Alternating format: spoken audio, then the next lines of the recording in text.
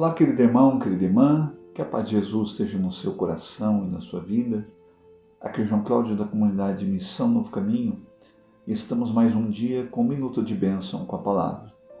A liturgia desta sexta-feira nos apresenta o Evangelho de São Mateus, capítulo 9, dos versículos 14 e 15. E o Evangelho nos diz assim: Então os discípulos de João, dirigindo-se a ele, perguntaram: Por que jejuamos nós e os fariseus, e os teus discípulos não? Jesus respondeu: Podem os amigos do esposo afligir-se enquanto o esposo está com eles? Dias virão em que lhes será tirado o esposo. Então eles jejuarão. Palavra da salvação, glória a vós, Senhor. Queridos irmãos e queridas irmãs, vemos aqui nesses dois versículos, para nós, já no início desta quaresma, a igreja nos convidando a compreender a importância de se manter, de se ter na vida espiritual uma prática constante, de oração e de penitência. Vemos aqui Jesus sendo indagado e questionado dos discípulos de João o porquê que seus discípulos não tinham a prática de jejuar. Olhamos, por exemplo, em toda a história do Antigo Testamento, do povo escolhido do Senhor, do povo de Israel, já essa prática comum, vamos dizer assim, que se tornou comum na vida espiritual dos judeus. Olhamos, por exemplo, aquela história de Ana, mãe de Samuel, do profeta Samuel, que durante um bom tempo se colocou ali em oração, e vai dizer ali a palavra que ela até não comia, oferecendo como sacrifício ao Senhor para que ela, como estéril, pudesse receber a graça de ter um filho. Vemos ali a narrativa do profeta Jonas, lá no Antigo Testamento, quando ele chega a Nínive, e ali então ele proclamando que se Nínive não se convertesse, o Senhor iria destruir toda a cidade. Vai dizer ali a palavra que toda a cidade, a começar dos governantes até do povo, se cobriu de sacos e de cinzas em jejum, se convertendo diante do Senhor. Vemos até na leitura para nós da liturgia, agora da quarta-feira de cinzas, a narrativa lá do profeta Joel, quando o profeta ele vai dizer para o povo ali no contexto, rasgai os vossos corações e não as vossas vestes, ide ao Senhor com lágrimas, com jejuns. O próprio Jesus, no início do seu ministério, depois que ele recebe o batismo por João Batista ali no Rio Jordão, vai dizer ali que Jesus foi para o deserto e ali durante 40 dias e 40 noites jejuou, não comeu nada. Ou seja, vemos aqui os discípulos de João questionando por que os discípulos de Jesus não tinham essa prática de penitência, de mortificação, que era o jejum.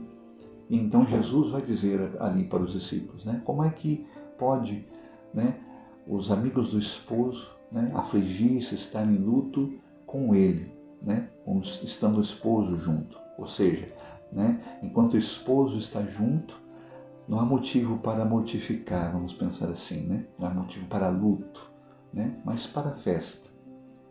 Mas Jesus, então, ao já ali pré-anunciar a sua paixão, a sua morte, ele vai dizer: mas dias virão em que o esposo será tirado do meio deles, e então os meus discípulos jejuarão. Vemos exatamente aqui o propósito da prática do jejum. Ou seja, para os judeus sempre foi um exercício de penitência, de mortificação. Mas assim também como lá na profecia de Isaías, lá no Antigo Testamento, onde várias vezes o Senhor exortava e cobrava até mesmo do povo, que, vamos dizer assim, jejuava não de maneira correta, né? Vemos ali, por exemplo, na passagem do capítulo 58, onde o Senhor vai dizer: vocês jejuam, mas a vida de vocês não muda, né? Ou seja, isso se tornou apenas uma prática legalista, um ritual, né? Ou seja, perdeu-se o espírito deste propósito, desta prática, né? O próprio Jesus muitas vezes até questionava isso de maneira dura na atitude do sacerdote, dos fariseus. Vemos, né, na leitura lá do Sermão da Montanha, onde o Senhor vai dizer, né, não seja como os fariseus que rezam nas praças, né, diante das sinagogas para mostrar às pessoas, né, que fazem as suas esmolas, né, na vista das pessoas para se mostrar às pessoas. Veja que Jesus questiona, né, esta prática, ou seja, um propósito que se torna apenas uma realidade legalista, apenas um rito.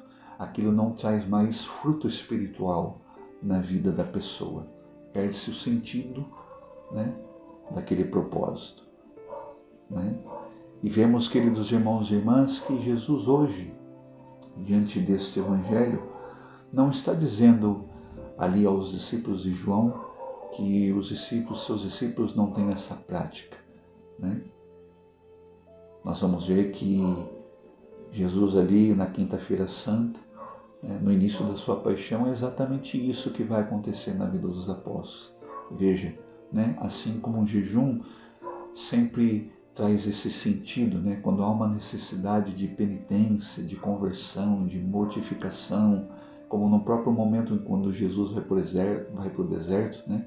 Quando Deus nos chama para um propósito, uma preparação espiritual maior, aí tem o sentido, né? Uma vida maior e mais constante de oração, né?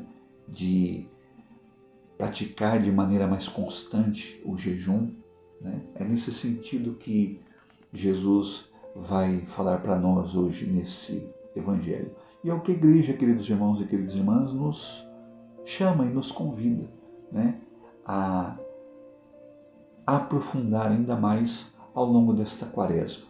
Ou seja, como preparação para a nossa Semana Maior, né, a Semana Santa, que vai culminar com a Páscoa do Senhor, a ressurreição, a vitória de Jesus sobre o pecado e sobre a morte. É o convite que a igreja nos faz, né, a nos aplicarmos ao longo desses 40 dias, né, num exercício mais constante de oração, de penitência, de jejum.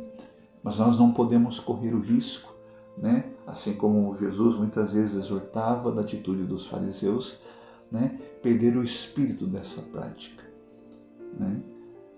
Ou seja, o jejum, ele, fazendo aqui uma analogia, né, grosseira, né, assim como uma pessoa, por exemplo, que está ali na academia, né, e se priva de comer alguns doces, alguns alimentos para manter o seu físico num estado bom através daquele exercício, é o mesmo sentido, né, de uma maneira análoga, né, o propósito do jejum. Ou seja, o jejum, ele precisa de fato gerar em nós uma vida mais frutuosa no espírito. O jejum precisa gerar em nós frutos espirituais. Ou seja, não tem sentido nós praticarmos o jejum se aquilo não fortalece em nós a nossa disciplina, né? Isso se reflete naturalmente na nossa oração, não é verdade? Se o jejum não fortalece em nós a nossa resistência contra os combates, contra as tentações, se o jejum não fortalece em nós a perseverança, né, diante dessas próprias tentações, se a prática do jejum não fortalece em nós a própria fidelidade, né, porque se oferecemos ao Senhor um sacrifício, né, diante daquilo que estamos nos privando, diante daquela penitência, então veja que o que a igreja nos convida, né, a sem dúvida, né, nos alimentarmos ainda mais ao longo dessa quaresma, desses 40 dias em preparação para a Páscoa, né, a aprofundar a nossa vida de oração, né, da prática do jejum, mas sem correr o risco de perder, né, esse espírito do propósito, né? Quando se perde o espírito do propósito, se torna apenas um rito, ou seja, algo que não converte a nossa vida, algo que não se traduz na nossa vida espiritual, ou seja, aquilo não traz fruto para a nossa conversão e para a nossa santidade. Por isso, querido irmão, querida irmã, você que me ouve nesse minuto de bênção, que nessa quaresma o Espírito Santo possa aguçar no teu coração e diante dessa experiência de oração, de penitência, nós possamos sair daqui ao longo dessa quaresma ainda mais cheios do Espírito Santo. Como vai dizer na própria experiência de Jesus quando sai daquele deserto. Essa é a graça que a igreja pede e espera por nós nesta quaresma. Que Deus abençoe grandemente a sua vida e a sua família.